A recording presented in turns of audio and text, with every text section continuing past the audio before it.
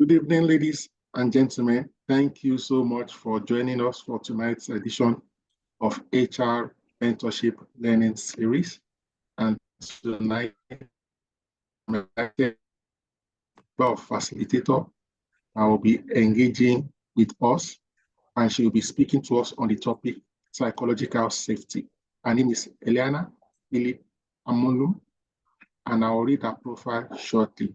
Just for the benefit of one or two people, my name is Oluyemi Ade Oshun.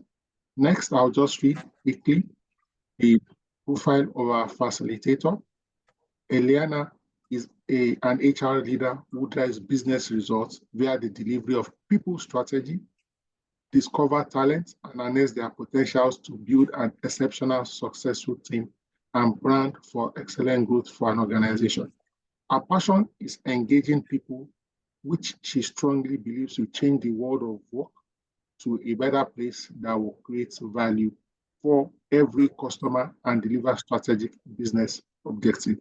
She has pioneered human resource department in some reputable organization and also enterprise agile adoption. She has well over 18 years experience in HR, which includes her agile journey. Elena holds a master's degree in human resource management and business from the Aston Business School, Birmingham, United Kingdom. She is an IC Agile Authorized Instructor, proficient in Agile leadership and also Agile HR. Ladies and gentlemen, she is a member of the Chartered Institute of Personnel and Development, that's CIPD UK, a member of the IACA, and also a member of the Agile Practitioners Association of Nigeria. Speaking to us tonight on psychological safety, I'm excited to present to us Elena. You have the floor, madam.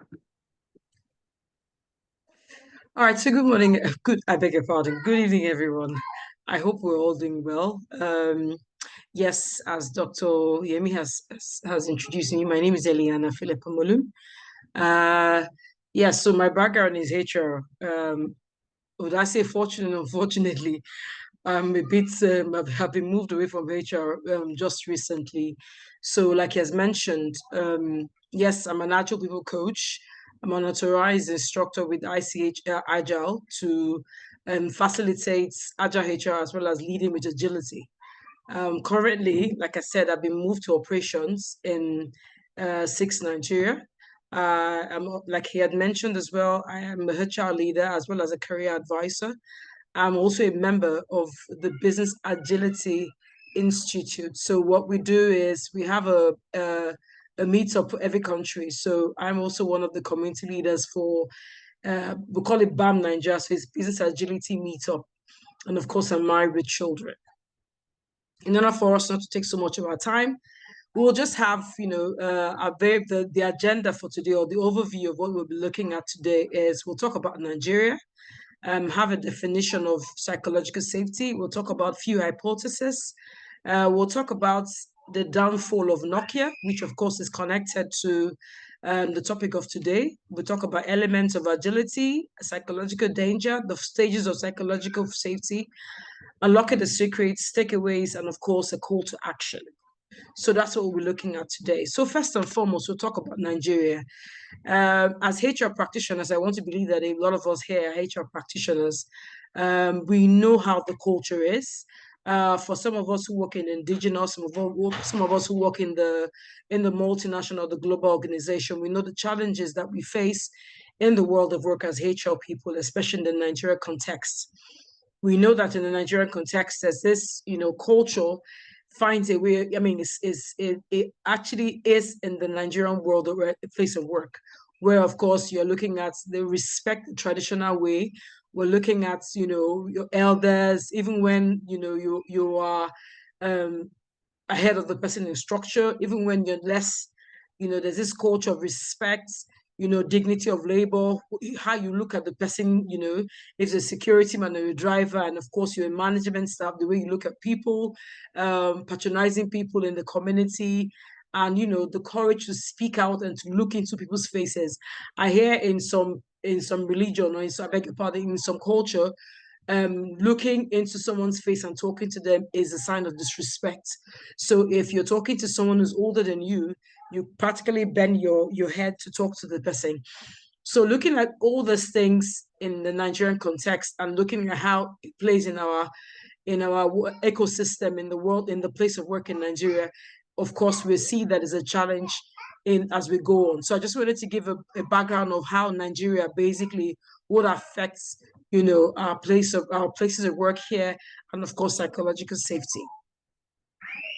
So basically, what is psychological safety? As we can see, psychological safety is a belief that one will not be punished, humiliated for speaking up with ideas, questions, concerns, or mistake. Psychological safety basically is it's a behavior, an atmosphere where you're free to say what you want to say. You're free to contribute, even when you know that your superiors are with you. You're free. When you make a mistake, you can actually own up to that mistake. So that's one of the things that psychological safety encourages. And one of the founders of psychological safety is a professor called Amy Edmondson. She's one of the I would say she's the first who coined up psychological safety in the world of work. And she's done a lot of projects for a lot of big organizations like Google, to see how best they can foster a team and ensure that the team performs very high. So that's one of the things of psychological safety in the environment. So it's very important, I beg your pardon, to ensure that psychological safety is very important to exist in an organization. Now, in the hypothesis of psychological safety, we're looking at ensuring that without psychological safety, people will withhold thoughts, ideas, contributions, and other vital growth, renewal, and overall health of the organization. The other one says that can continuous improvement and high performance happen without psychological safety? So it's for us to actually have that thinking to see how we can, best foster psychological safety in our environments. So can we encourage continuous improvement? As we know in the world of work, continuous improvement is one of the things that can help transform an organization and also enable high performance. So without psychological safety, can these two things happen in an organization? So it's actually food for thought. One of the hypotheses we're looking at to ensure that, things happen in our environments. Now, like I mentioned, I'm sure we all understand, we've all heard about, Nokia. Some of us used 3310, which of course was one of the most durable handsets we've ever used in Nigeria when GSM came into being. I'm sure a lot of us can remember 3210 for a lot of us that helped. I beg your pardon, that used 3210. That was very durable. You can actually throw 3210 from a high story building, and of course it crashes, and all you need to do is just pick it up and assemble it, and your phone starts to work. So we know how durable it was in those days. But one of the challenges of Nokia was that they were not open to innovation. So that's one of the issues. In some research or case study by, some researcher on the Medium research platform, one of the things they talked about Nokia, one of the downfall of Nokia was organizational fear. So the middle management couldn't speak to top management about the issues that they could see. So the likes of Apple, the likes of Android had come out, and they've already started having touch screens. But Nokia was very big on their keyboard, kind of phones, and they knew that if they don't transcend or move to the touch screen and all those, change their operating system, they might not exist in the market. But unfortunately, these men or these middle management staff really couldn't speak in management to tell that they are the founders and the C-suite of Nokia that very soon, if you don't change, we'll have an issue. And so that's one of the reasons of the downfall of Nokia. There was an absence, I beg your pardon, of psychological safety in Nokia. And one of the things that absence of psychological safety causes, while we'll go further in the teachings of today, is it prevents innovation. It prevents innovation, and it causes the organization to have a lot of employees with a fixed mindset. And if some of us who understand or know what fixed mindset is that you are so deep in your past. So you don't want to hear anything about change. Agility is not inexistent in your organization. You're looking at your past glory and you're looking at, oh, this is what brought us to where we are in the 2000, and so therefore we'll continue to have those ideas, those innovations, those strategies, even to the year 3000. And so those are the people who have fixed mindset. They don't ask themselves or task themselves on, okay, so what do I need to do better? You know, having a fixed mindset, you can't unlearn and relearn. So those are the challenges, you know, that Nokia faced in the days where, you know, they were about to have that crash. And so that's what happened to Nokia. Even when Microsoft had tried to buy them, I know Microsoft bought them over, but they still couldn't revive the brand called Nokia. So the major thing really, which of course for me is a foundation, psychological safety for me is a foundation of every organization, was lacking in Nokia. Of course, when there's a fear, there's lack of trust, and people are not willing to share ideas. There's lack of creativity and of course innovation. In this dynamic world that we're in, creativity and innovation is important for us to exist and for us to have sustainability in our organization, of course, competitive advantage. I earlier also mentioned agility. Agility, of course, is the ability to adapt, to change, to adjust, to improve, to innovate, to have a growth mindset, to change, to survive, you know, to modernize things that were already, you know, that's already in practice. And I'm sure some of us had a bit of experience during the pandemic, a bit of experience of agility during the pandemic. Of course, we know that having this meeting now that we are having, if not for the likes of, or the catalyst, I always call the pandemic a catalyst because it was a reaction that brought change in the world of work. You know, if not for that catalyst called the pandemic of the COVID-19, you and I will not be here learning with the Zoom or webinar platform. So that's one of the things that happened. So every organization had an experience of agility where we could adapt to the online experience. So of course, that's one of the things that agility fosters. It fosters, gives an enablement to psychological safety so that you can give an environment that is safe, that I can encourage change. And of course, you know, we can move on to the next thing and have increase of innovation and of course, high performance in our team. One of the institutions who actually, you know, fostered this agility is the Business Agility Institute that I once talked about, who of course I'm a community member. Of course, I'm a community member because of the Business Agility meetup that we usually have, you know, one time or the other. Business Agility is saying that, you know, we require that individuals are open to learning by doing, having continuous learning, learn, unlearn, and relearn. Of course, personal development. One thing I always say to people during interviews, when I used to be very active in talent acquisition, is don't you ever wait for what the organization will do for you, because some of the questions that candidates always ask is, you know, is there anything? Is a company going to be responsible for my development? And I also say to them that never wait for anybody to develop you. You must have your own personal development, you know, as well as being able to have a comfortable operating and making decisions to help. You know, it's when you have your own personal development, you can also contribute or make value contributions to an organization. And this is because of the environment we're in, you know. I'm sure if some of us who do a lot of research have heard that a lot of company, because of the pandemic, had, you know, went away from the, closed, you know, couldn't continue because of the whole madness of the pandemic. They couldn't really continue. A lot of people who always wanted to see their employees, you know, at work couldn't really afford it. And, you know, just imagine what is happening now in Nigeria, where, you know, the cost of operation is quite high. We're not even sure what's going on. For the people in the logistics industry, where, of course, we know that we need petrol or fuel to be able to move around, to be able to have our operandi effective. We're not even sure what the fuel price is. Today we have 860. Next tomorrow we might have 825. We're not even sure if it's going to go back to 1,000. So we need to ensure that we open our minds to, to adapt new ways of working. Of course, some organizations have also changed the patterns at which their staff come into work.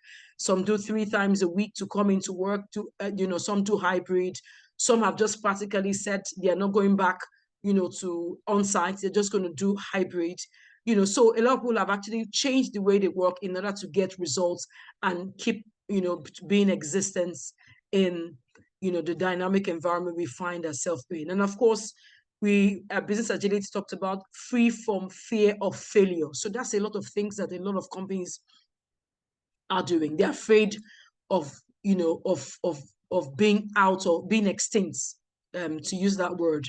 And so that's why they say to themselves, let's keep that thing that made us who we are as this organization. Let's keep doing it, not knowing that the cheese has moved, or rather, cheese is no longer yellow, it's changed its color to blue. And the company is still depending on the yellow cheese.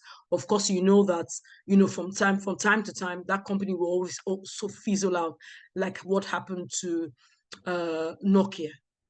Because nobody ever thought that Nokia would actually go out of business. And of course, one of the companies we also know, for some of us who use BlackBerry, BlackBerry was just into their messaging and didn't think that they would move, their operating system to another level. In short, they found it very hard to adapt to WhatsApp.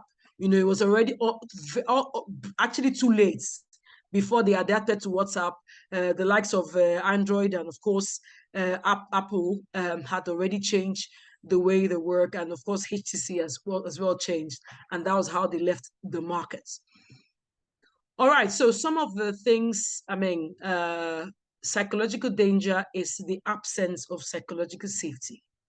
So low or absence of psychological safety disrupts team performance, innovation, learning,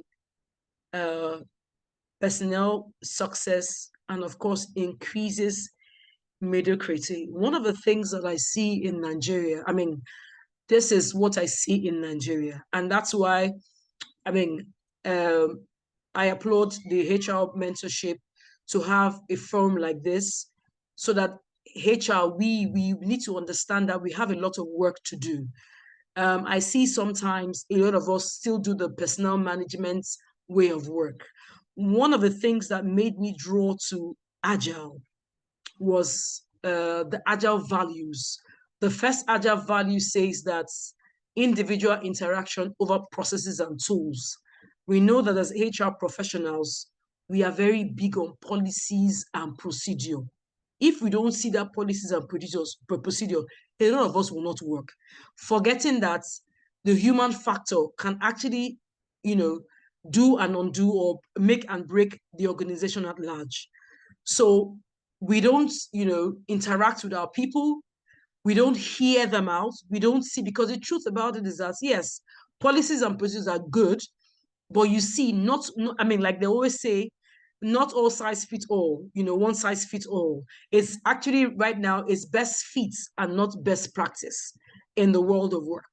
So that's why we have business partners in HR, where you need to partner with the department, or you need to partner with the unit, you need to partner with the organization to understand their operandi, and of course, mold the HR policies or, or interaction around that, around that environment.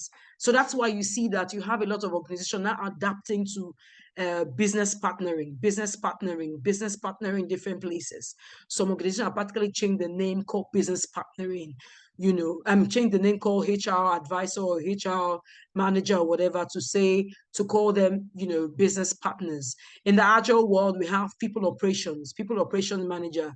So basically how people operate is what we're looking at. Some organizations have Agile people coaches. You don't call HR anymore. You call them people coaches. That's what we call them in the Agile world, to ensure that we foster psychological safety, because we've seen over time that when there's safety, there's absence of fear, you build trust, build ability to speak out, to have a voice, in the organization. And of course, you foster learning. When there's learning and development, of course, there's innovation, and of course, there's creativity. And of course, you see that the team dynamic increases. I know one of the things, if any of us have heard about, team dynamics, one of the most crucial one is psychological safety. If we look at team dynamics, I can't remember the author or the thought leader of team dynamics. One of the things that he was big on was psychological safety. That was what encouraged, innovation. I know that Google has done a lot of research on psychological safety in terms of building their teams. The Amy Edmondson that I talked about, who is one of a professor in Harvard Business School, had also worked with Google to ensure that they have high team performance in Google. And I mean, no wonder we see that Google, was just moving from, we were just, ascending, in the world of work. We know, even, I mean, if you have to look at their performance during the pandemic, a lot of people who had adopted Agile were people who were actually performing during the pandemic. So that's because, of course, they had adopted psychological safety as one of their foundation, in the organization. So the lack of, or the absence of psychological safety is actually called psychological danger. Now, according to Dr.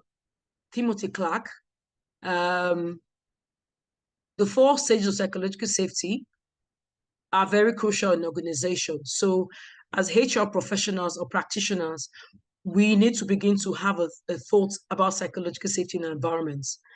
We know that in the world of work, in Nigeria inclusive, we've had after the pandemic, we've had a very high turnover. If you agree with me, people are no longer bothered about even the pay. I've seen a lot of people who leave an organization and go to an organization that pays lower. But guess what? The benefits are better. So they're looking at proximity to their houses. Some people who live on the mainland, they don't mind even looking for jobs on the island, on the mainland, even if they pay less. Rather than go to the island and they pay high, and there's a lot of challenges that they face. So that's one of the things that they see as the issues in the world of work. So the 4 ideas of 4 stages, I beg your pardon, of psychological safety inclusion safety, learner safety, contributor safety, and challenger safety. And really, my colleagues in HR, if we actually adopt these stages of psychological safety, we'll begin to see changes in our environment. So the first stage of the psychological safety is inclusion safety, where, of course, we are able to, I mean, each employee can adapt to, the environments. We know about the DEI, diversity, equity, and inclusion is one of the things that, of course, is quite big in the world of work, where we ensure that everybody can adapt in the environment and can contribute, so we can connect, as a team. And of course, there's a sense of belonging amongst us, and which, of course, give rise to performance. So an example is, we have, how big, especially in the Nigerian the Nigerian context, so we have minor and major, ethnic groups where we come together in the world of work to share ideas, and we all have a common goal. Now, if we do not connect, we'll have an issue with performance. So we must, as HR professionals or practitioners, ensure that there's inclusion safety, especially in meetings, ability to be able to, connect with somebody, be able to speak out your mind. Yes, because in the world of work, you might have somebody that's English speaking, you might have someone who has, language barrier, you can have someone who has, is not proud of his or her diction. And then the person begins to feel, when the person who has Queen's English begins to speak, and then the other person says, if I speak my own now, maybe they start laughing at my diction, and the person becomes withdrawn. Meanwhile, that person is so brilliant that any contribution for that person, has a very positive effect, in the team. So as HR professionals, we need to ensure that, we encourage voices to be heard, in our teams. So that, of course, is inclusion and more inclusion safety in the stages of psychological safety. The second one is learner safety, ability to satisfy the basic needs to learn and grow. Now, we know that learning is something that is inevitable. We learn until even we grow. Even when we are old, we are still learning. So learning is some act that you can never be tired of, or you can never stop. Learning, will learn until until we have our last breath. So we as HR professionals, we need to encourage learning in our organization. The ability to share ideas, the ability to, have personal development. As HR, we need to encourage people to learn, have like a topic that they want to share with their people, something different, something new, something, another organization is doing, or something the Western world is doing that you feel that would have a great impact on someone's personality, or, or the team at large, or the organization. I know one of the things that we use, one of the tools is personal development. Some people call it PDP, some people call it IDP, personal development plan. Some people call it individual development plan. There's CPD, according to CIPD, they use a CPD, continuous professional development. Those are the things that as HR, we need to foster. I see some organizations, we have that form, we just have it, we fill it, but that's it. It just goes into their file and that's it. HR doesn't follow up. When they ask, have you done PDP? Say, yes, everybody has done their PDP, but we don't follow up, and that's all about it. So that's one of the things that we need to stop. We need to ensure that, we encourage learning in our space, in our organization. The third is contributor safety. Now, contributor safety satisfies the basic need to contribute and make a difference. So everybody should, coming to organization, I always say to people that everybody, for someone to pass, to be a high flyer or to be successful in an interview, the person has something to contribute to the organization. And so you must ensure that that individual or employee never gets to a place where he or she stops contributing. Then, of course, you know that there's psychological danger in your environment. So you must ensure that at every point in time, there must be, must encourage, contribution to make a difference. I know in some organization, there was an organization I joined, where I worked, where, in the management meeting, the directors would say, okay, we must talk. People are not talking now. And I'm wondering, I have to say, sir, if you keep saying that, people will not talk. Because the truth is, your contribution, or the manner at which you're speaking is already demotivating people, or rather, it's putting fear in people, and they're not contributing. And those were one of the issues that Nokia had. I heard that, in one of the case studies, that some of the directors used to bang, the table when they're talking in the meetings. And, there's some people who have phobia for things like that, and then when they try to come to do bang the phone and say, no, and all that. And of course, that's what resulted in the middleman being, afraid of, telling them that the market was changing and they needed to act fast. So at every point in time, HR, we need to be very, very sensitive of things like this, and ensure that in our environment, we try, to eradicate such situations or atmosphere, to ensure that people contribute. I know it's not, you could say Eliana is quite, the way you're saying is quite easy, but you see, one of the things we say to ourselves in Agile is you do things in beats. So you don't expect, a large change. We are human beings. It's always important to have baby steps.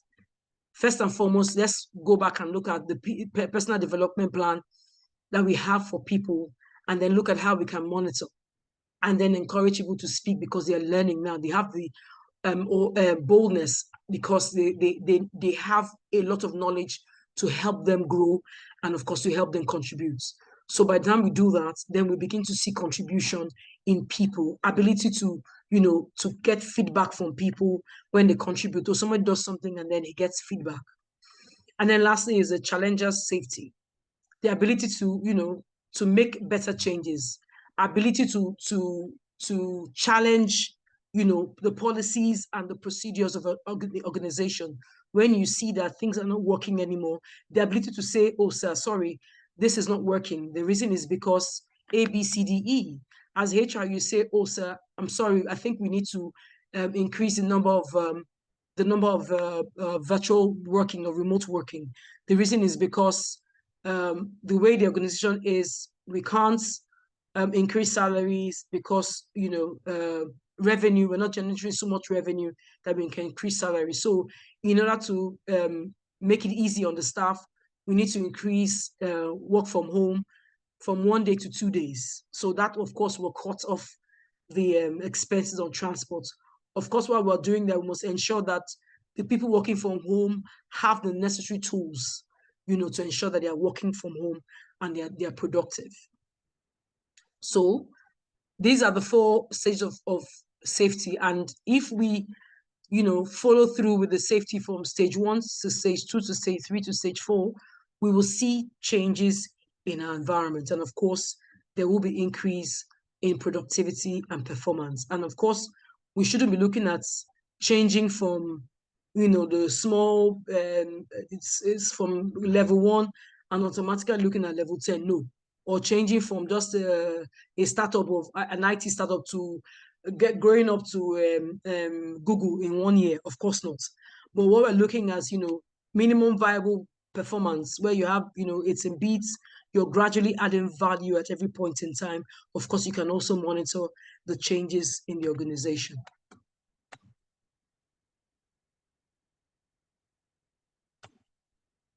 Now, it seemed like it seemed like I'm the only one in this place. So I have talked for quite a while now, and I mean, it would be nice if, sorry, it would be nice if, we could have a bit of contribution on the charts, this few questions that have you ever experienced any stage of psychological safety? I mean, based on all the things that I've talked about, if you could put on the charts, have you ever experienced any form of psychological safety, and what did you do? And if no, what do you think that you will do? So before I go to the next stage of my slide, can anyone just, put in the charts, what's, I mean, in a word or two, I mean, have you experienced how did you feel, if you have experienced some sort of psychological safety? What I mean by that is, in your teams, in your various team, you had a boss who, of course, could welcome ideas and all that. If you have, please put on the charts, what you experienced. And how he encouraged you.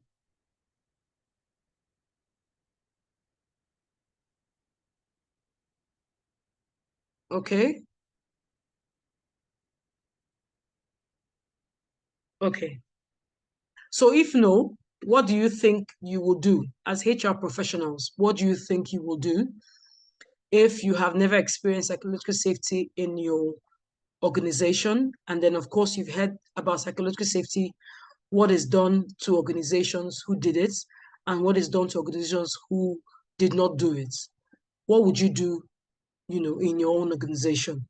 Food for thought.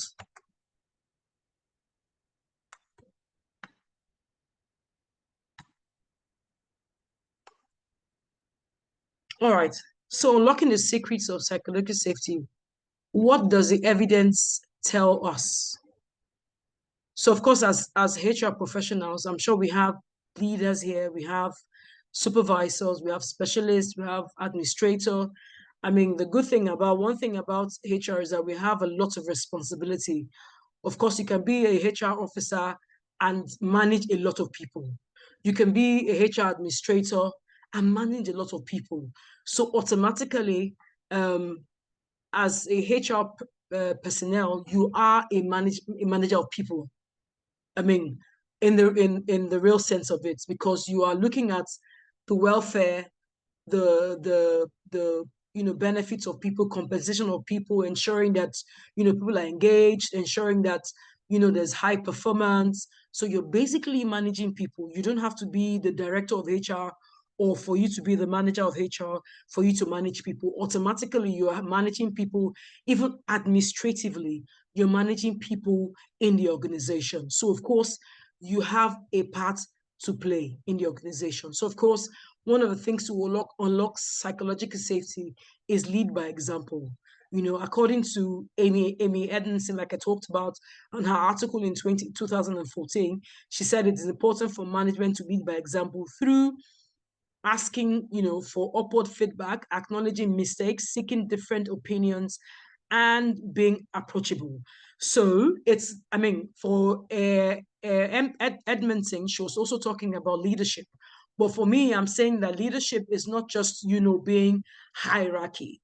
It's also being, having to be accountable for a certain number of people, either administratively, or otherwise. So you should be able to lead by example. How? She talked about giving feedback. So you've done performance appraisal, or you've done performance development plan for people. You should be able to give them feedback as HR to say, okay, this is where we are. This is where, where what you've done. I beg your pardon, for yourself. This is what you said in the next 5 months, you should have achieved this. Where are you in this plan? What you intend to do, you haven't met it. What's the challenge? And then let them give you feedback. And you also give them feedback to the issue or the effect it will have if they don't go by, if they don't do what they say they will do for themselves. Acknowledge mistakes. Sometimes we HR people, we don't acknowledge our mistakes. So we just feel that we are very perfect. We don't make mistakes, and that's a challenge. When as a leader or a manager of people that you cannot accept that you've made a mistake, then it becomes a challenge, And then, of course, seeking different opinions. The fact that we are HR doesn't mean it's always best to ask the people that you are managing, people you are doing policies and processes for. Ask them how they feel, how are they feeling, what's going on in their vein, because you are putting a policy or procedure for someone. The person is not a machine that you say, okay, stage 1, step 1, boots, step 2, let it download. No, they're not robots, they're people. So it's always best to have forums where you hear what the people are saying. That will give you, a way to foster a lot of things in the organization. HR can hear us. And and it's not like the normal survey, because we HR survey is part of employee engagement. And then you do the survey and that's where it is. It just dies. A lot of people are so very discouraged in terms of HR survey. They say, it's not the HR, let them bring, we'll feed it now. Is that not what they want? So of course, bring it, and then that's it. It dies there. Sometimes, of course, we know that we see a lot of attendance diminish when it comes to HR survey. People don't even bother anymore. You have to keep going around to say, hey, you guys feel it, and all that going around. If you are actually at least responding to the surveys as it's true as much as possible, even if it's 10% of the survey, you will see that the next time you ask for survey, people will respond. You have an increased number because they say, oh, HR is actually hearing us and they're trying their best. And of course, they need to know that HR is not the decision maker. HR is just the one who takes the matters of the people and tables it to the owners or the founders or the C-suites. We are an intermediary between the people and the owners of the business. So of course, in as much as possible, we need to find a way to ensure that we have a 50-50, that of course, we speak to the employees on behalf of the organization, and we speak to the owners of the organization on behalf of the people, so that we can come to an equilibrium to see an optimistic, decision where people will know that, okay, no problem. We know the economy is hard, but it's okay. They're giving us 20% or 40%. We'll manage that. okay? So we need to lead by example. And of course, encourage active listening.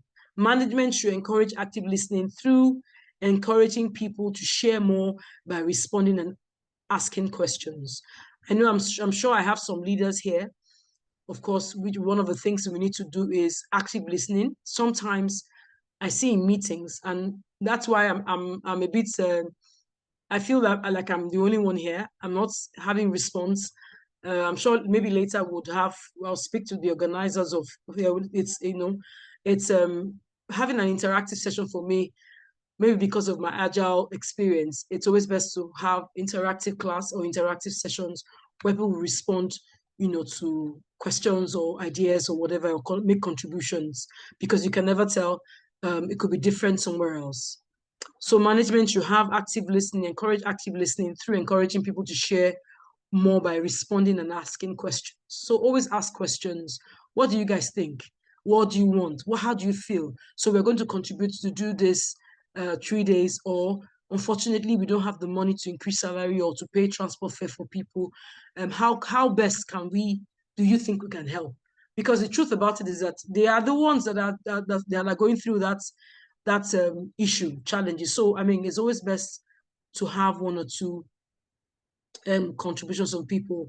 I remember in one of the CDMAs that I worked years ago, where we were looking at bringing in, some new CDMA phones into Nigeria. And one of the things that the guy in charge of devices used to do was he would go around to every department and give every department the phones and tell them. He even gives a phone to somebody, there's always a representative in every department to say, please use this phone for like 1 month or a week or two, and then give me your feedback, what you think about the phone before, and everybody brings their feedback, because they can now decide to adapt or to purchase that particular CDMA phone, to ensure that, okay, so we are also customers in our own way, but let's see how we can do more. Give people in the shop, people in the, everywhere, so that people know you have, the issues that people are facing before you finally bring it out to the customers or subscribers to use. So those things are very important to encourage, response and feedback and people asking questions. And the third one is create a safe environment. It's important for management to create a safe environment by accepting people's ideas, being non-judgmental, accepting off-wall suggestions, because this can actually lead to innovations. I know of organizations that, people who are in charge of innovations, they make sure they make them take their leaves. I know of some, the chief information technology officer, who they actually sponsor him to go, during his holiday, he goes to some island, or he goes to some vacation that they'll pay for him.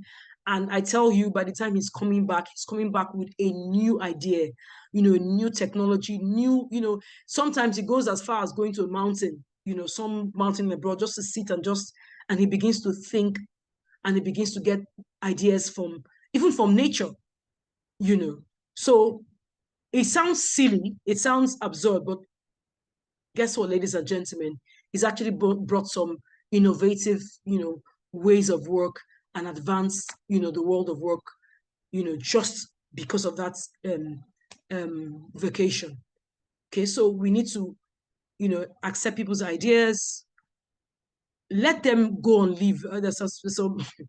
There's some organizations who don't allow their people go on leave, and they just say no. Some people even pride themselves and say no. If I go on leave, who will do the work? And when I hear those things, and I shake my head and I say, so if you drop dead today, who will do the work? Of course, it's 1 minute silent, and then they'll bring somebody else.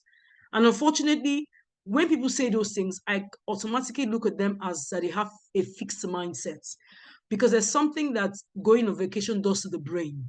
It makes you cool off, and then of course you begin to receive new ideas. You begin to read. You're not disturbing yourself about the daily routine of work.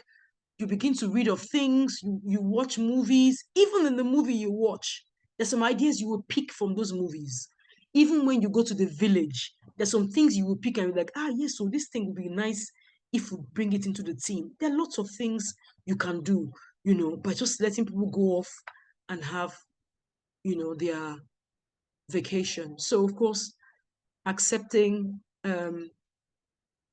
suggestions, you know, don't be judgmental, don't stereotype people. That's one of the things that we have a challenge in the place of work, you know, where we stereotype people. Oh, it's not the woman. I beg, I don't want the woman in my team. You know, that's period something. They just feel that every woman has painful periods. So if you have a woman in your team, that means at every point, every month, every time in certain days in a month, the person might not come to work. Unfortunately, not all women have painful periods. So you can't begin to stereotype, you know, women that, once it's that time of the month, they won't work. No, it's not like that for all women. So we also need to avoid stereotyping people just because, you know, that of course makes the environment not safe, you know, for us to get innovations and ideas. And lastly, you know, develop an open mindset. You know, I talked, which of course is a growth mindset. I talked about the growth mindsets. There's the fixed mindset and the growth mindset. And I think I've mentioned one or two things about the fixed mindset. Of course, a growth mindset is one who, you know, wants to build themselves, you know, learn of new things, help to just learn about things to boost the team. He goes somewhere in some forum or some conferences and sees something that encourages a team, and then he brings it back to the team and say, guys, I saw this thing. Is what, can we just try it? Let's just, you know, experiment. That's one of the things that we say in the HR world. We talk about experimenting, you know, experimenting, you know, things that we see. Let's just try it and see how it works, you know. And if it doesn't work, of course, we leave it and move to something else. So developing an open mindset and helping teams become comfortable with feedbacks and, you know, and of course, strengthening our ideas in the organization or in the team. Now, psychological safety is like the oil in the machine. So it's, you know how we know how lubricants help a machine move. You know, it doesn't, because the oil is in it, it doesn't become rusty, it doesn't become stiff, it just keeps moving, you know. And that's how psychological safety is in an organization. It fosters creativity, innovation, brings high performance, because people are not afraid to speak, people can contribute, people are ready to go back and study something and share with their team, people are ready to experiment, you know, on different ideas and see how it works. People could check other organizations, both in Nigeria and abroad, and say, okay, you know what, let's do this and see how it works, you know. So that's how it is in psychology. That's what psychological safety is. It's like an oil in the machine that helps the machine. The machine moves on and doesn't let it tire. You know, it makes agile work better. Of course, it's an enabler. It makes it possible for other drivers to be successful. You know, talked about, of course, diversity of thoughts, talents, you know, contributions, feedback, creativity, and all the likes, of course, to express in ways that influences how to get work done. You know, like I mentioned earlier. And of course, this was taken from a research that the Leadership Now had done. Leadership Now is also a body who writes articles on leadership and what they need to do better in their organization or in the environment. So, of course, they've also noted that psychological safety is very important and leaders must adopt, you know, in their various environments. So, call to action. Call to action. Build a psychological safe culture with care, respect, and trust. If you remember what I talked about at the beginning when I talked about Nigeria, I talked about how our culture has eaten deep into, you know, our environment, our ecosystem, where, you know, fortunately we have a diverse culture. So the culture of the Igbos are different from the cultures of the Yorubas and the cultures of the Hausas. And of course, the culture of the minorities are also quite different. So, like I hear, I don't know how true that is. In Yoruba culture, when an elder is talking to you, you can't look into the elder's eyes. You know, you have to bend to look. Of course, when you have an Igbo person talking to a Yoruba person, he doesn't They don't do that in their culture. So of course, you look straight into the person's eyes. So when you have a combination of such diversity, that should encourage psychological safety. So of course, for us to build a psychological safe environment culture, we need to ensure that there's respect of individual. We need to build trust. We need to ensure that, there's dignity in labor. If the person is a cleaner, a driver, respect is reciprocal. You don't say because the person is a cleaner and then you can talk down on the cleaner. No. I mean, I'm sure we know of in the Western world that there are some cleaners that are even more paid than some managers here in Nigeria. So what are we saying? So of course we know that there is dignity in labor. I mean, it's funny to say that even the organization where I work, I used to be in charge of outsource. So there are some organizations who hire drivers. The salary of the drivers is even sometimes higher than the salary of even the people working in that department. So, I mean, there's dignity in labor. If a driver can earn up to 200 and 300 or 300,000 naira, 400,000 naira, and then you who sits and, as a HR professional, you're just earning 150 and 200. So that means, every profession or every responsibility or task or job should be respected. Okay, so of course we need to build that culture, psychological safety culture in our environments. And so of course, according to Toni Morrison, just remember that your real job is that if you're free, you need to free somebody else. So if you have that ability to study, to develop yourself, it's always best to share in the team.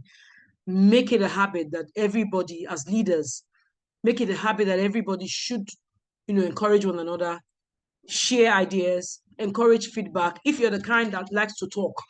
So for someone like me, I always like to speak. And this speaking did not happen in one day.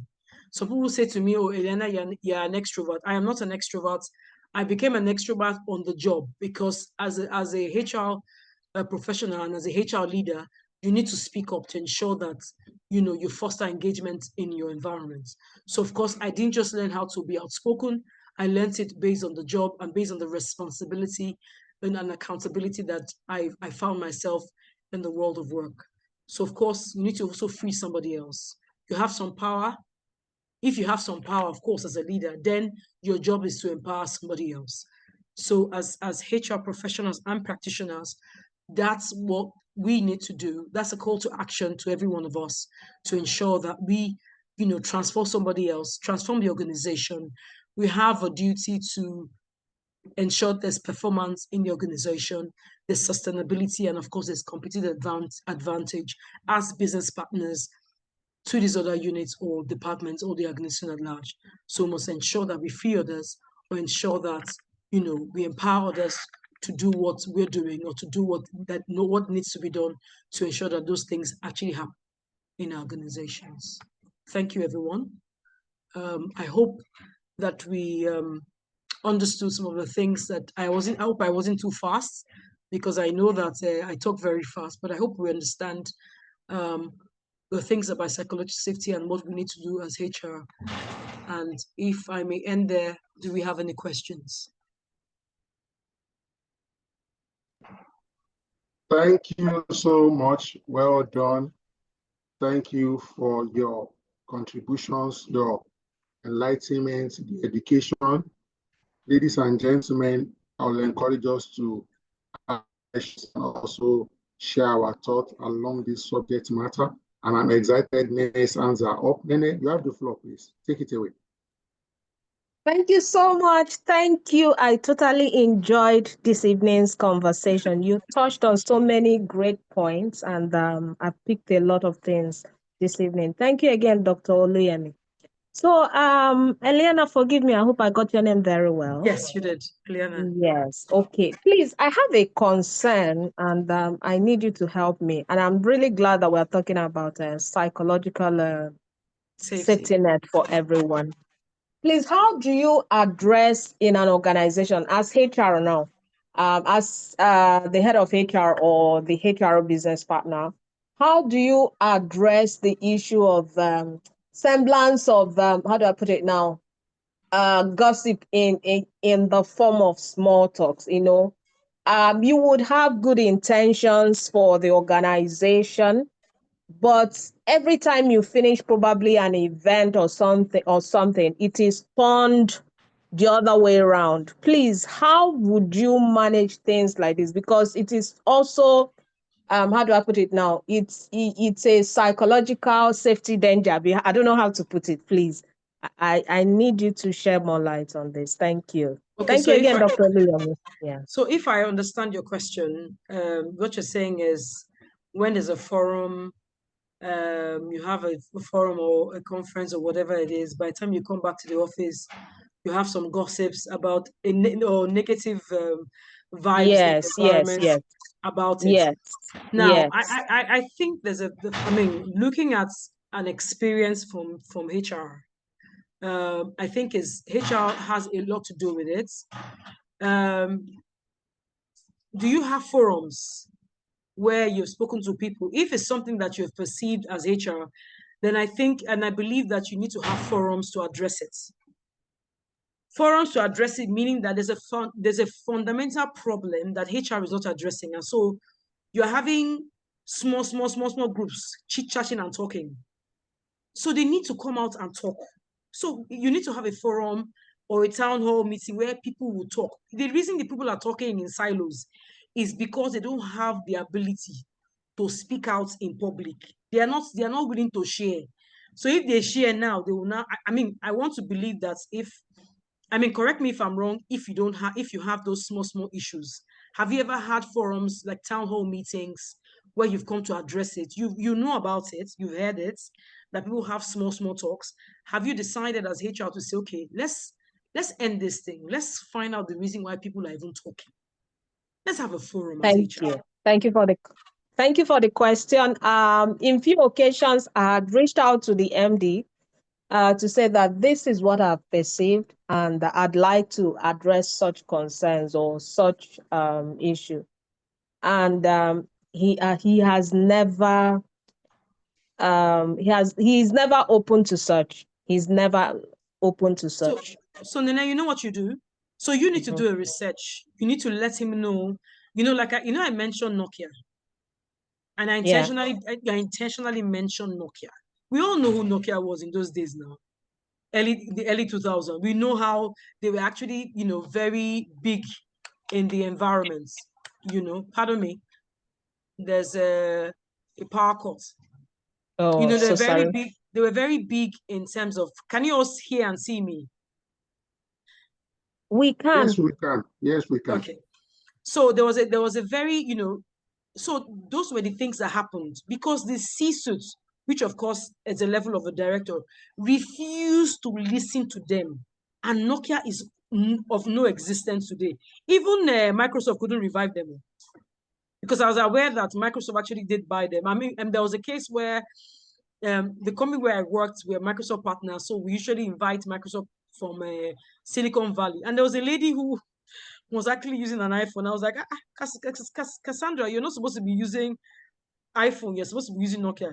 She said to me, Eliana, please. The Nokia is not, I don't know why we bought it, So, I mean, at the end of the day, Microsoft trying to revive it, it didn't work. So I think you should do a research because sometimes management or the C-suite, the directors, they want to see evidence.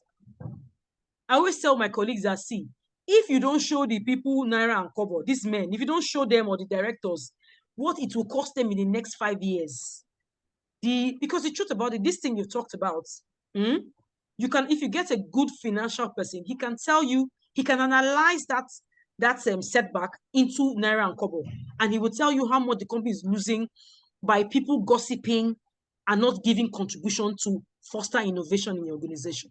So I think as HR, honestly, Nene, you have a lot more to do. You need to research on companies who've gone down for lack of acceptance of having a forum with the people. Get on Gallup. Check. Okay. Check. The percentage of organizations that have gone down because leaders refuse to listen to them.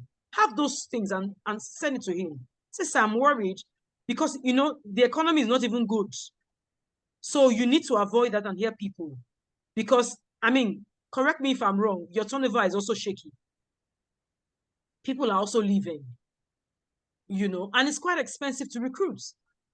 So you also need to do that recruitment analysis for him that, sir, it's expensive to recruit. And the truth about it is that you're going to get, I mean, like they say, if you pay peanuts, you get monkeys. And I mean, forgive my idiomatic expression, but you end up getting monkeys. And of course, that height of objective or performance you want to get in your organization, you might not get there. And guess what, guys? All right. People are coming in, trooping, young guys are coming in, there are lots of startups. The World Bank is giving a lot of grants. If you don't want to know how many grants the World Bank is actually giving to get all those startups in the market. So see, the competition is high. So you need to let them know that. I hope I answered your question.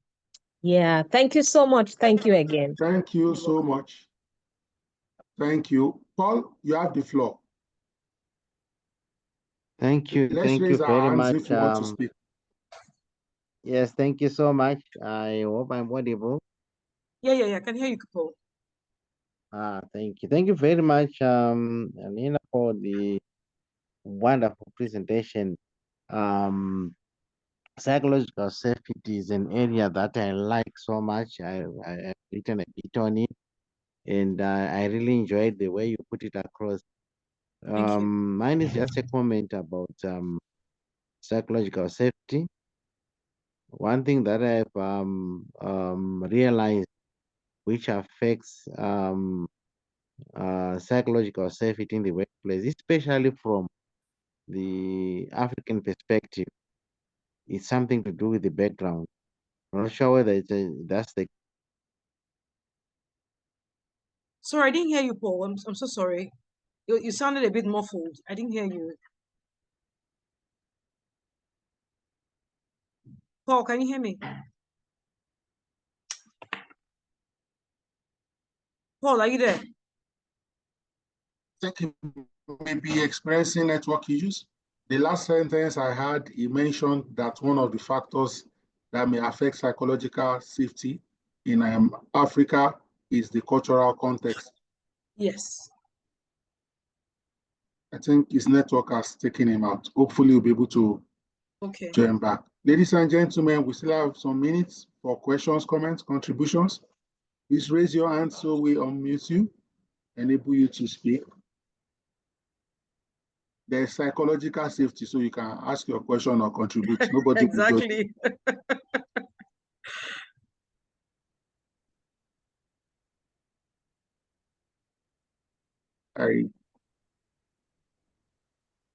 Okay, go ahead. Oh, okay. There's someone saying that he can't raise his hand, but he has a question. Why can't you raise your hand? I'm making you co-host now. Oh, yeah, try again, Uncle K. All right, so I can do that now. Thank you very much. Okay, it's been a fantastic, wonderful presentation. I've actually learned so much. And I was wondering that the moment you started, you talked about psychological safety, and you also talked about the cultural, part of it. And I was wondering, so how do we balance that psychological safety, and then the cultural background, knowing fully well that is wired in our DNA, and then you are now trying to bring up a psychological safety at the workplace. How do you balance that when you know that there is bound to be a conflicting friction in trying to do that? Thank you. Okay. So you know that change is not, I mean, you need to start something.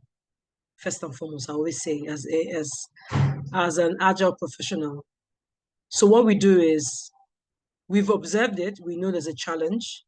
So we do team by team. You need to have a forum, okay, to sensitize people or let them know about the issues of, I mean, first and foremost, every organization has their values, their vision, their mission, what we should stand by. And I mean, having the value means it's meant to be the culture of the organization. I mean, that's first things first. So the value is the culture that is meant to be practiced in the organization. So that's why in talent acquisition, in recruitment, you must always be sure that this person you're bringing in has the values of the organization. That's first things first. When you're hiring, the values of the person must match the value of the organization. If it doesn't, you have a problem. That's number one. So let's say, for example, you didn't look at that, you hired the person.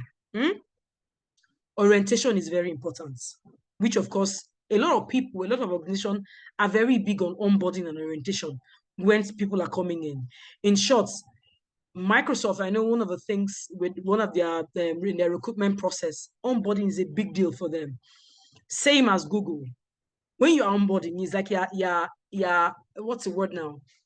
You are bringing me, how they say it in quotes? You're adopting me into an organization. So these are the rules, these are the values, these are the things that we need to go by. And so when you're doing that, in the agile world, the way we try to foster learning is, I'll give an example. Respect is one of your values, okay? So you're asking the class, you're asking Nene, you're asking Alice, you're asking Loretta, you're asking Dr.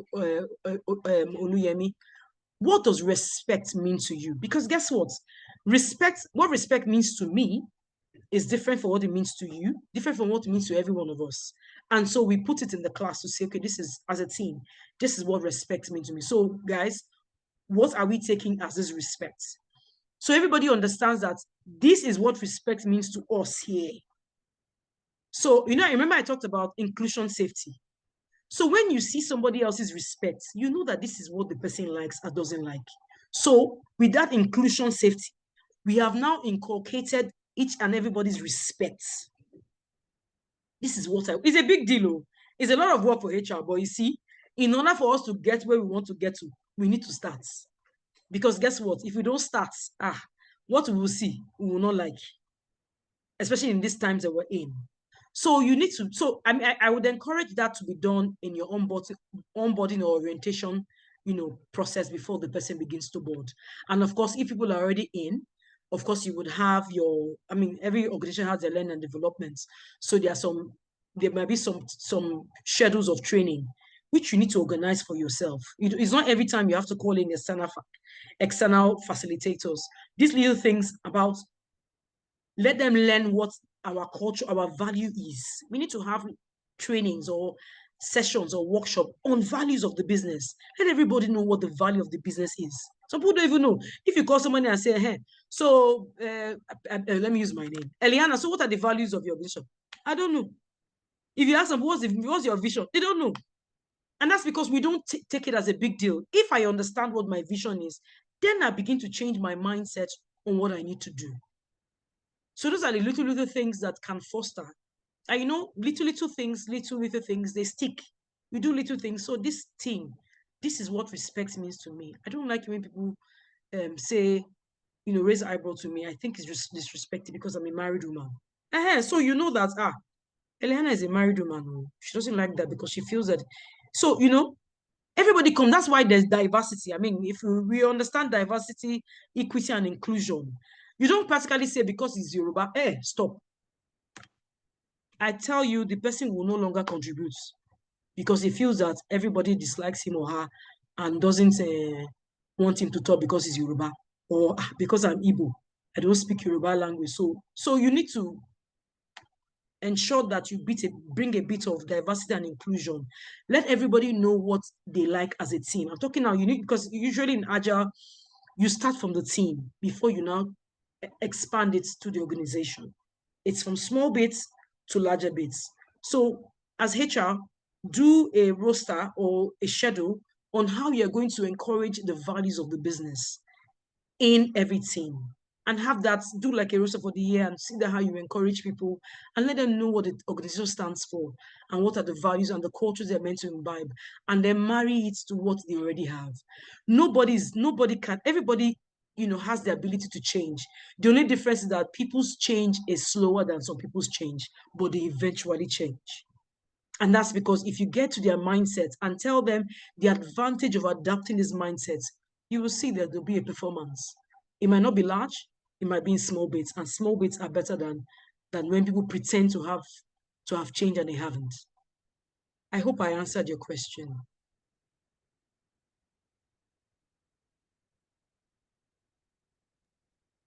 Thank you so much. Loretta, even though your hands are down, it's your turn. All right, good evening, everyone. Sorry, it's raining cat and dog here. I had to Yes, rush I'm here too. keep the windows locked. Okay, thank you so much, Ma. In fact, this has been I have always heard the word psychological safety because okay, someone I report to thinks about it, but this is where I have an issue. He thinks about it, but he doesn't practice it. Like you see employees, they come to meet me and like as if I'm the mother of the organization, they want to put their heads on my shoulder, like because he's saying, yeah, feel free, air your views, say your mind. But you could feel the anger, you could see the everything, the tension everywhere, they are tensed. And you say psychological safety. So at this point, I begin to think, is it okay to have a conversation? How do I bring this up to him to like, you are saying this thing, but your expression, your actions, they mean something different. So how do I go about that? Thank you so much. So the truth is, I think, I mean, I might be wrong. I think he's heard about psychological safety somewhere else. And so that's why he's throwing it into your ears. And the reason I said that is this. I worked in an organization where, in short, what introduced me to Agile was the problem we're having in the organization. I was head of HR and I was working in one IT firm, and there was a challenge between the IT guys and the business development people. It was so crazy that we were losing money. And I was like, okay, so what can I do to synergize these people in order to avert waste? And that's how I came across Agile. And in Agile is very big on teams. It's very big on collaboration and synergy. And so that's how we formed a team with everybody in it. So in an Agile team, you have a business analyst, a UI UX, you have finance, you have procurement. In a proper Agile team. You have everybody working together in the same project. That's how Agile is. Now, coming back to your question, how do you foster that? Now, you need to also educate your boss in a very polite manner. Okay. We talked about inclusion, the 4 stages of psychological safety. If you do a research on Dr. Timothy, I think that's his name, I think Clarkson, the thought leader of the 4 stages of psychological safety, you will get a bit of some of his ideas or some of his contribution towards that. The reason I say that is because there's a way you need to speak to your boss so that it doesn't become very insulting. Or look at this small girl. Where did you learn this one? You now want to come and be telling me about psychological safety. You just do it in a way that, sir, are we not doing I learned about that psychological safety. So I've read about it. These are the issues that if you don't, so you need to dig deep. Like I always say, you must have a fact, or you must have, pros and cons, that if you don't do this, this is what will happen based on case studies. You see why case studies are very important. That's why they use it in a lot of, in schools, when you're studying for a course or a certification, you must do some case studies. These are the things that people have gone through, and these are the results of them. And that's one good thing about the Western world. They look at trends before they make, they come up with a solution. They look at different trends or different organizations, and then they now make a conclusion to use a solution. So that's what you need to do, because it's your boss. You can't tell him, okay, what you are doing is not psychological. You can't tell him that, because you, of course, anger him. So you need to tell him, sir, these are the issues. Or if it's someone that you can bear his anger, the reason I said that is that he will shout on you, but you see, when you leave, you will go back and think about it. There was a situation like that I was having with 4 of my directors in one place I worked, and I was trying to give them a solution. And one of the directors said, no, Eliana. And I was trying to, can I say, okay, sir, if that's what you want, no problem. And you see that particular statement. I didn't ensure I couldn't. He said, what do you mean? Are you telling me that I don't accept change? Are you telling me that I cannot? I said, I'm not saying that, sir. I just gave you a solution. And you're saying I can't do it. And no, I didn't say that. I said, okay, no problem, sir. I'm just trying to tell you that this is the situation, and that's how it is. It's okay. That's the situation. We'll go with yours. And that's how the case ended. And that's how they took my solution. So, sometimes you need to brave up as HR. I mean, I've gotten to the stage where, you see, that's 4 stages: inclusion safety, learner safety, contribution safety, and challenger safety. There are stages. It's not possible to have 4. Most times when you have 4 is when you've gotten to a certain level. So for me, I can challenge even the owners of business. I can, especially when I have my facts. And that's what they want to see. They want to see that if I continue with this pattern of behavior, this is what it will lead to. Sir, your pattern of behavior is making people hide their problems. And after a number of months, they will resign and go because they will say HR is not receptive. So, Oga, do you want to know that from the exit interview that I've had, people have said A, B, C, D, E. What do we do, sir? So you need to give him feedback in a very polite manner. You need to look for research, all those things, and tell him, yes, because he's your boss, you might get some pushback. Don't worry. He will go back and think about it. That's one thing that's happened. I've not had very good bosses, to be honest with you. But the truth is, I've had a lot of pushbacks. But you see, guess what? The manner at which you tell them will cause them to think about it and call you the following day to say, you know what do we do? How do we solve this problem together? So I think as HR, we have a lot of work to do, and we must summon courage and don't be, what's the word? Don't be downcast or don't be demotivated, because I always say to people, HR is not a profession, it's a calling.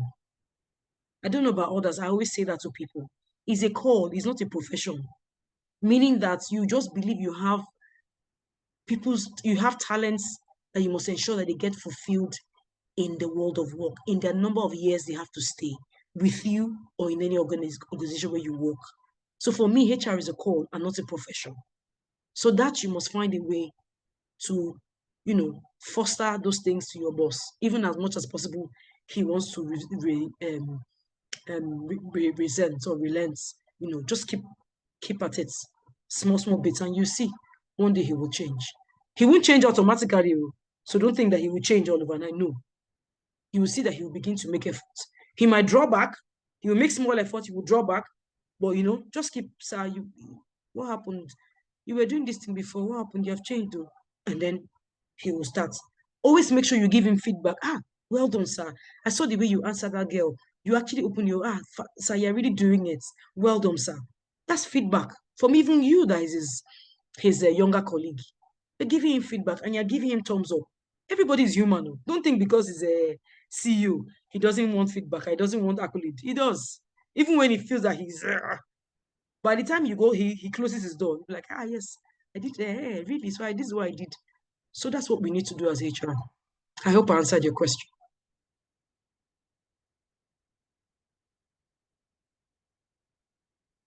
Very well. Thank you, ma.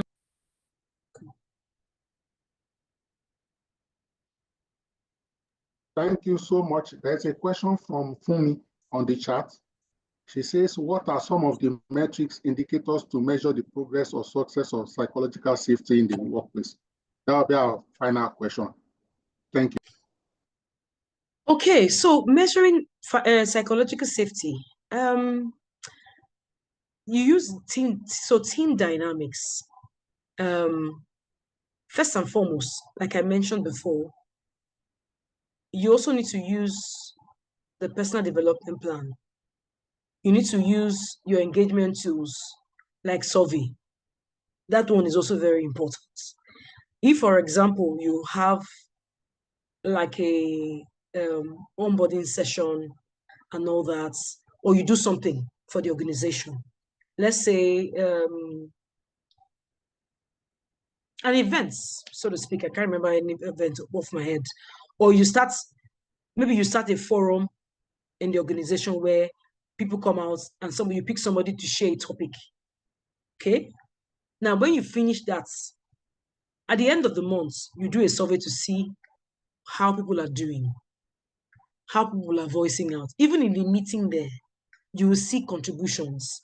You and your colleagues in HR are taking notes of the number of people that are opening up. That's it, the psychological safety. Even when the question seems sarcastic in a way, because of course you have some staff that are already disgruntled, they're demotivated, they just feel that there's nothing you bring into the organization that is good, or that they always attend. I beg, what did they bring? I beg, I'm not coming. And they come and they ask sarcastic question. Do not, because sometimes we HR people, we are very reactive. When they say, I don't even understand what people are doing, this is your software that you keep doing, that doesn't make sense. And then some of us just react. Take that as a feedback. Take it as a feedback that people are still not satisfied with what we're doing, or there's a challenge. Psychological safety has not really entered, or people are being withdrawn because they don't trust us. And from that feedback you're taking, or from the survey, make sure you address one or two issues. Let it be tangible, let it be physical that you have addressed it. Those are the indicators. It must be seen that you've addressed the parameters that you have put in the survey. Because of course you do, for example, use Google Form, you do all the survey, you do analysis, and then of course you see the things that are there. Now is how you're going to the solutions or the matrices to ensure that this happens. And you put the metrics and you put indicators to say, okay, indicator number 1, contribution in this event, monthly event, for example. How often do they contribute? How many people are contributing? Do you understand? And then you do another survey. How many people responded to your survey? Those are also metrics to know that your psychological safety is happening. Feedback from people, it is happening.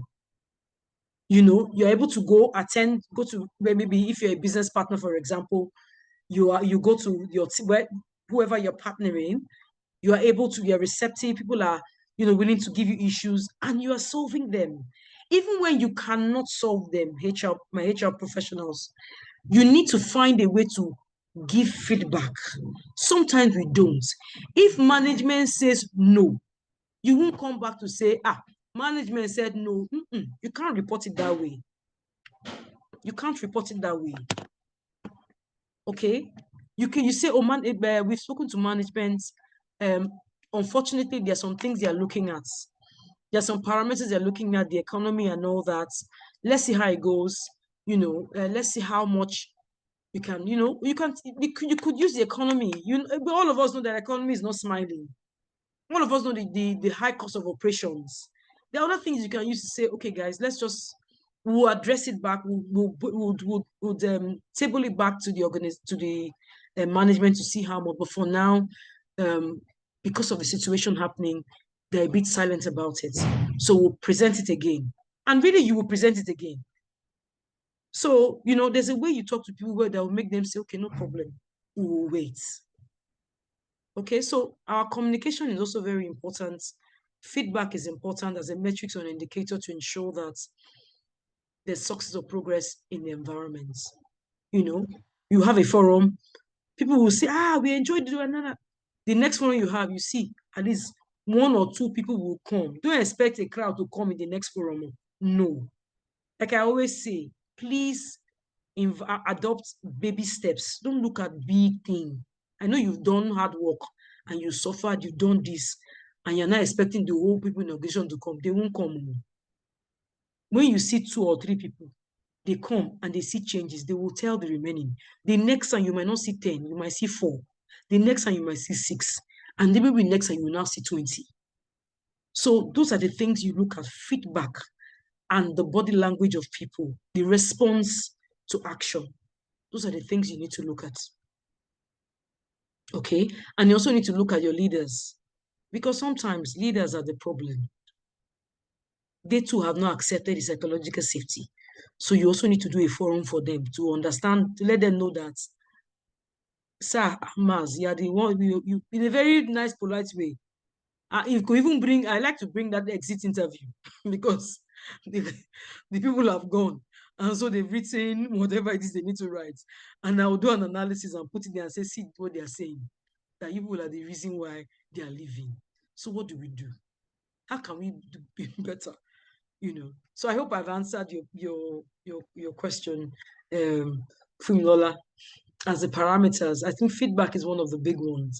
The big one, feedback, you know, survey, event, do an event, have a forum, you know, find out what people are saying, their reaction, and then repeat it again. You know, whatever people say that you think that you need to add or you remove, listen to them. People are they are the reason why they are they are the reason why we are here as HR. So listen to them as well. Thank you.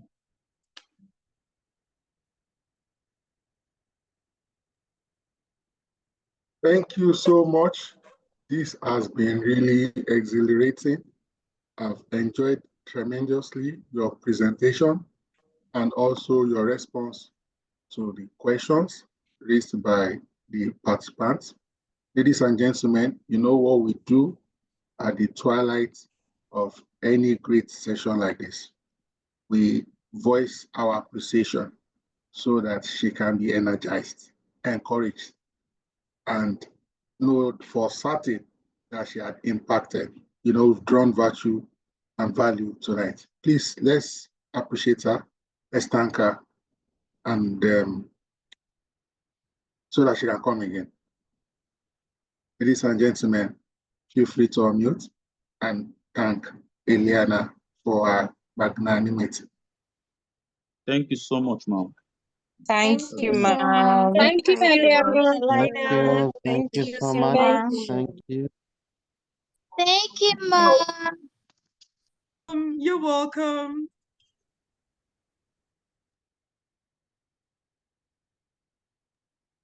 And thank you everyone for listening. Several people also expressing their gratitude via chat. Yes, I can see that.